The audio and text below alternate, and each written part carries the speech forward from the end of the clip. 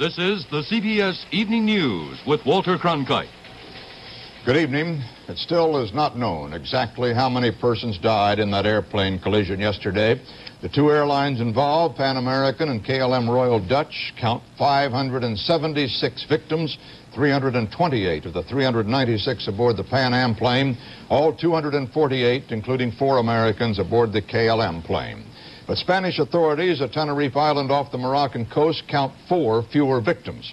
Among the survivors, all of them from the Pan Am plane, many are in serious or critical condition. We have a report from Bill McLaughlin on Tenerife Island. The investigation into the worst collision in aviation history was just getting underway here tonight. The wreckage of what used to be 2 747 jumbo jets carrying over 600 people was strewn across 200 yards of runway, much of which was melted from the intense heat of multiple explosions. Experts from Pan American, Royal Dutch KLM Airways, and the U.S. and Dutch governments arrived today to probe the debris and the causes behind the tragic accident. At this point, there seem to be only 2 possibilities. Either the instructions of the Spanish air controller were wrong or unclear, or one of the pilots made a fatal error in the dense fog that enveloped the runway area. Most of the survivors had no clues as to the causes of the accident. Most of them were completely taken by surprise. One survivor, however, did say he thought he heard the Pan Am senior captain trying to tell the Dutch pilot to brake or veer off the runway, as if the Pan Am captain was surprised to find the Dutch plane on the runway. The complete story, however, may not be known for weeks or even months. Meanwhile, another type of investigation must be made. 3 American pathologists are headed here to help identify victims.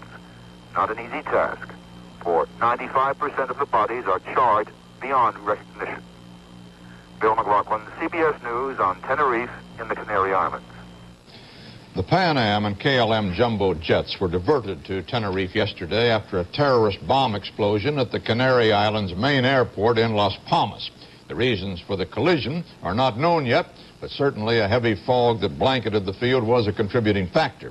Another may have been that the ground controller's heavily accented English led to pilot confusion. At any rate, American sources have given CBS News this version of the events leading up to the collision. Both the KLM and the Pan Am jets were ordered by ground control at Tenerife to move off down the foggy runway toward takeoff position.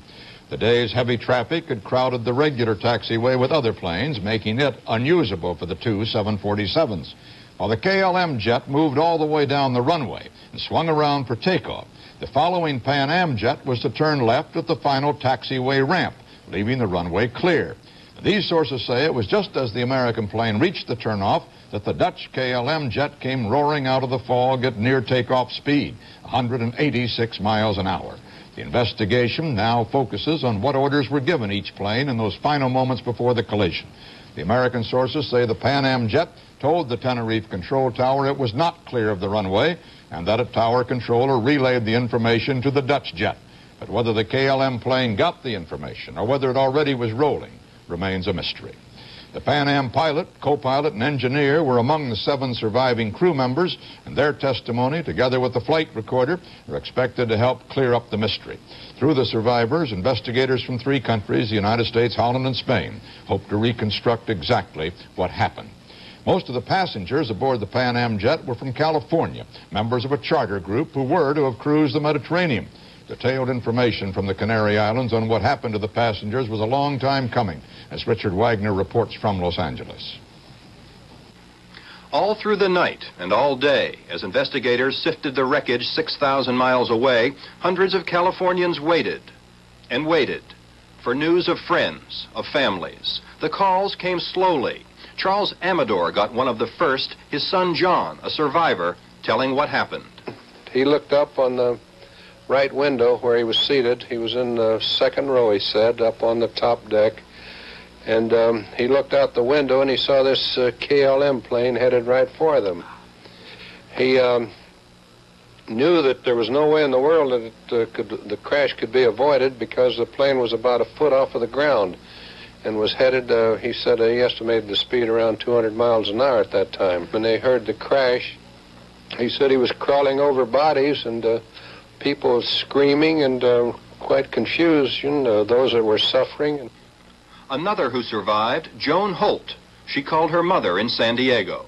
And I said, "Are you all right?" She says, "As far as I know, I'm all right." She was very nervous. And I said, "Do you expect to continue on the trip?" She says, "Oh, no, Mama." Says, "So many people were killed." But she was alive. You must be Thank God. Thank God. The community hardest hit by the tragedy is Leisure World, an affluent retirement village south of Los Angeles. 37 residents of Leisure World were on the Pan Am charter. 27 of them are reported dead. 19,000 people live here, most of them retired with time and money for travel. Their reaction to the tragedy was shock and sorrow, and a few said they were thankful they had not chosen this particular trip to the Mediterranean. Two of the dead were Helen Peters and Helen Halderson, residents of Leisure World who were real estate agents here. I know that they are in that group, and they're lovely ladies. They've sold a lot of property here in Leisure World, and so many people say, "Oh, I bought my home from her, and I bought my home from her." And they're in grief over there right now, all through this building, the whole administration building. It was quite a shock to hear that there were so many from this small community of 19,000. Tonight, for most of the relatives and friends of the passengers aboard Pan American Flight B-150, the agony of uncertainty and waiting is over. The next of kin have been notified, and all over the country, teletype machines are tapping out the long, long list of the dead.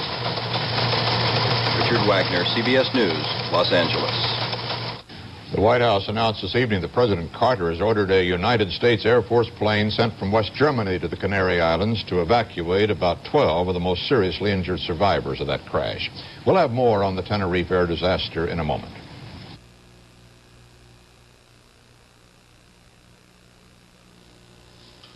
Folks, why do you eat Wheaties? We like it. But did you know it's always been whole wheat with all the bran, and bran is one of nature's best sources of food fiber. That's news to us. Wheaties breakfast this morning? Sure, it helps me feel fit. But do you know Wheaties has bran fiber your body may need? That's news to me. Why Wheaties? Oh, we love the taste. I have for years. But do you know for years you've been getting something extra for your diet? Bran fiber? Well, that's news to me. Wheaties. It's brand news. Back in the days when jazz became respectable enough for concert halls, General Tire was recognized as a quality leader. It still is, with a wider choice of tire designs and prices than ever. There's our top-of-the-line dual steel 2 radial, our Sprint steel radial for compact and sporty cars, and for low-cost mileage, our polyester cord Polyjet. Quality, choice, price. General has the tire for you. Sooner or later, you'll own General's. How could such a terrible accident as that at Tenerife come about? On the ground. Could it happen here? We sent Don Cladstrup out to Kennedy Airport in New York to look into that. A foggy, misty day, much like it was in the Canary Islands yesterday when two jetliners collided. But the chances of such an accident happening here at Kennedy Airport are remote because of this ground radar device. It's called ASDE. That's short for Airport Surveillance Detection Equipment. What it does is enable traffic controllers to keep track of all aircraft on the ground, those that are just taking off, or about to, or those that have just landed. TWA 43, the next right turn, you can taxi right now. To make sure, in other words, that one plane doesn't cross over into another one's path. But however small the odds are of such an accident, the risk is there. How can you guarantee that planes aren't going to be running into each other? Well, actually, there's no guarantee. I think that there is a degree of error when you have people working traffic and flying airplanes. And I think that everything has been done to help the system to be absolutely foolproof. But ground radar is expensive, requires skilled operators, and is not generally used around the world. Had it been available at Tenerife Airport in the Canary Islands, the accident there might never have happened. Don Cladstrup, CBS News, New York. A survivor of the Pan Am jumbo jet said the plane went up completely in flames. It was the flames that did the damage. The Federal Aviation Administration long has regarded fire as the greatest hazard for survivors of the impact. Jim Kilpatrick reports from the FAA Testing Center in Pomona, New Jersey. Federal aviation officials say 25% of airline passengers do survive the impact of an airplane crash. However, most of those who do survive the initial impact will be killed by fire. If the plane is broken into pieces, the major problem is aviation fuel. The fire will reach a temperature of 4,000 degrees within seconds. The problem is the fire is so immense and so hot that it's almost unapproachable. And that unless people are removed from the fire or removed from that aircraft in 1 to 2 minutes, it's almost impossible to get them because of the heat generated by that fire. Fire that hot will melt the aluminum shell of an airplane in less than a minute. The National Aviation Experimental Center in New Jersey is constantly testing aircraft exteriors and fabric materials that are used in the cabin interior. They all burn under extreme heat, as was the case in the Canary Islands. Federal officials have tested the accident characteristics of the older, smaller jets, but they are now just constructing a mock-up of the big jumbo jets. We have results of laboratory tests. We have results of some tests in an aircraft other than a wide-body jet. But insofar as a wide-body jet, we really don't have as good a handle on it as we would like to have at this time. However, safety officials here say with what is known about the collision of the two 747 jumbo jets, there was little or no way to save the passengers when jet fuel is spilled. Lives are likely to be extinguished before the fire. Jim Kilpatrick, CBS News at the FAA National Test Center in Pomona, New Jersey.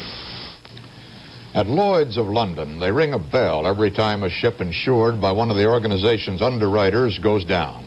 They don't ring the bell for aircraft disasters, but, well, they might have yesterday for the tragedy at Tenerife.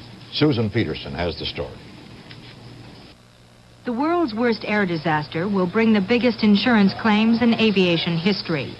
Brokers and underwriters at Lloyd's of London, who arranged the insurance for the two jumbo jets, say the aircraft are insured for $63 million. Half of that settlement will come from London companies, the rest from insurance firms around the world.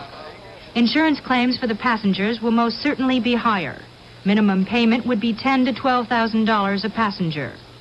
Though no official figures have been released, some sources estimate it will be more like $150,000 per victim.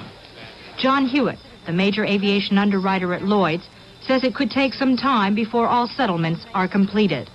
Sometimes we're able to come to agreement fairly rapidly, i.e., say inside, 6 to 12 months.